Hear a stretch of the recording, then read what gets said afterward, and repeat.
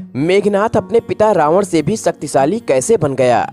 नमस्कार दोस्तों, जैसा कि आप लोग तो जानते ही हैं, मेघनाथ लंकापति रावण का बड़ा बेटा अर्थात ज्येष्ठ पुत्र था। मेघनाथ अपने पिता रावण से भी ज्यादा बलशाली और विद्यवान था। मेघनाथ इतना ज्यादा बलशाली था कि स्वयं भगवान राम भी उसे नहीं हरा सकते थे। लेकिन क्या आप जानते हैं ऐसा क्यों था और मेघनाथ का लक्ष्मण से क्या संबंध था? शायद आप यह तो जानते ही होंगे कि मेघनाथ का नाम इंद्रजीत क्यों पड़ा। अगर नहीं जानते हैं तो आज हम अपने इस वीडियो में आपके सभी प्रश्नों का उत्तर देने वाले हैं। आप सभी हमारे साथ वीडियो के अंत तक बने रहिएगा। अगर आप हमारे चैनल हरिहर टेल्स पर नए हैं या फिर चैनल को सब्सक्राइब नहीं किए हैं तो अभी कर लें, जिससे आपको डेली नई वीडियो मिलती रहे। आइए दोस्तों, चलते हैं कहानी की तरफ। मेघनाथ रावण और मंदोदरी का ज्येष्ठ पुत्र था। महर्षि वाल्मीकि द्वारा रचित रामायण में इस बात की पुष्टि की गई है कि जब मेघनाथ का जन्म हुआ तो वह सभी नवजात शिशु की तरह रोया नहीं था। रोने की जगह उसके मुख से बिजली के चमकने जैसी आवाज आई थी। यही कारण है कि उसका नाम मेघनाथ पड़ा। कुछ समय पश्चात मेघनाथ की शादी सुलोचना से होती है और उनका पुत्र अक्षय कुमार था, जिसे हनुमान जी अशोक वाटिका में मौत की नींद सुला दिए थे। दोस्तों, इतना तो आप सब जान गए, लेकिन अभी तक नहीं पता होगा कि मेघनाथ का लक्ष्मण के साथ क्या रिश्ता था। मेघनाथ की पत्नी सुलोचना एक नाग कन्या थी। आप सभी तो यह जानते ही हैं कि लक्ष्मण जी स्वयं शेषनाग के अवतार थे, इसीलिए मेघनाथ रिश्ते में लक्ष्मण का दामाद लगता था। आइए मेघनाथ के अस्त्र शस्त्र के बारे में जानते हैं। मेघनाथ बड़ा होने के बाद असुर गुरु शुक्राचार्य की सहायता से कुल देवी निकुंभला के सामने 7 यज्ञ पूरा किए। उसी यज्ञ से मेघनाथ को कई अस्त्र शस्त्र वरदान स्वरूप प्राप्त हुए। इसी वरदान से मेघनाथ को एक दिव्य रथ प्राप्त हुआ, जो मेघनाथ की बुद्धि के हिसाब से चलता था।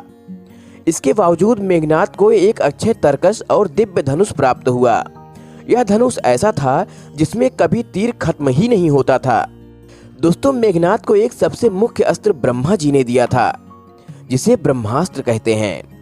इतना ही नहीं, भगवान श्री हरि का सर्वोच्च नारायण अस्त्र और उमापति महादेव का पशुपति अस्त्र प्राप्त था।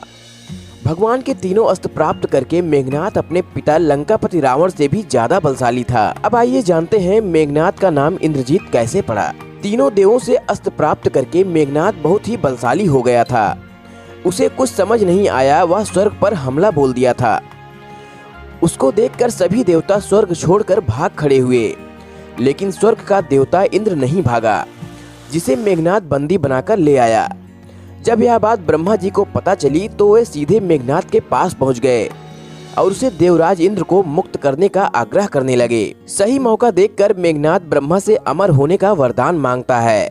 तभी ब्रह्मा जी बताते हैं कि विधि के विधान में अमृत तो नहीं संभव है, इसलिए मैं तुमको वरदान देता हूँ कि यदि तुम किसी भी युद्ध में जाने के पहले अपनी कुल देवी निकुंभला का यज्ञ करोगे तो तुम्हें कोई युद्ध में पराजित नहीं कर सकेगा।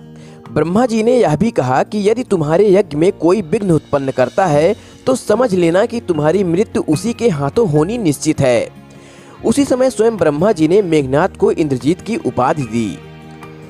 पिता भक्त थे मेघनाथ। रामायण में इस बात की पुष्टि की गई है कि मेघनाथ पिता भक्त था, उनसे बहुत प्रेम करता था। अपने पिता का वह हर समय साथ देता था। लेकिन जब रावण सीता का हरण करके लाया था तो अपने पिता को मेघनाथ बहुत समझाया कि राम स्वयं नारायण हैं, इसलिए सीता को वापस लौटा दीजिए। मेघनाथ अपने पिता की भलाई के लिए कह रहा था, लेकिन रावण ने उसे दुत्कार कर कहा कि तुम कायर हो। अपने पिता के मुख से कड़वे शब्द सुनकर मेघनाथ दुखित हो गया। इसके बावजूद उसने अपने पिता का साथ नहीं छोड़ा। मेघनाथ की मृत्यु। दोस्तों, हम सबको यह पता है कि मेघनाथ को लक्ष्मण जी ने ही मारा था, लेकिन यह भी सत्य है कि केवल लक्ष्मण ही मेघनाथ का वध कर सकते थे। इसका कारण यह था कि मेघनाथ की मृत्यु कोई योगी ही कर सकता था। 14 वर्ष के वनवास में लक्ष्मण जी कभी सोए नहीं थे। इतना ही नहीं, लक्ष्मण जी 14 वर्ष तक कुछ खाए भी नहीं थे और न ही किसी स्त्री को देखे थे। इसके बावजूद लक्ष्मण द्वारा मेघनाथ को मारना इतना आसान काम नहीं था। हजारों बार मरने के बाद मेघनाथ वापस जिंदा हो जाता था और हर बार से ज्यादा शक्तिशाली भी हो जाता था। इसी प्रकार से लक्ष्मण जी कई असफल प्रयास किए। मेघनाथ के न मरने पर लक्ष्मण जी क्रोधित हुए और कमान से तीर निकालकर धनुष पर चढ़ाकर प्रतिज्ञा लेते हुए बोले कि यदि भगवान राम धर्मात्मा हैं और सही मायने में मैं उनका राम भक्त हूँ तो यह तीर मेघनाद का सिर काट देगी।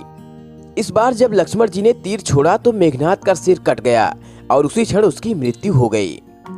तो दोस्तों कमेंट बॉक्स में बताइएगा आपको हमारी आज की वीडियो कैसी लगी। अच्छी लगी हो तो वीडियो को लाइक और शेयर जरूर करिएगा। चैनल को सब्सक्राइब करना बिल्कुल ना भूलें। मिलते हैं अगले वीडियो में एक नई कहानी के साथ। तब तक के लिए नमस्कार।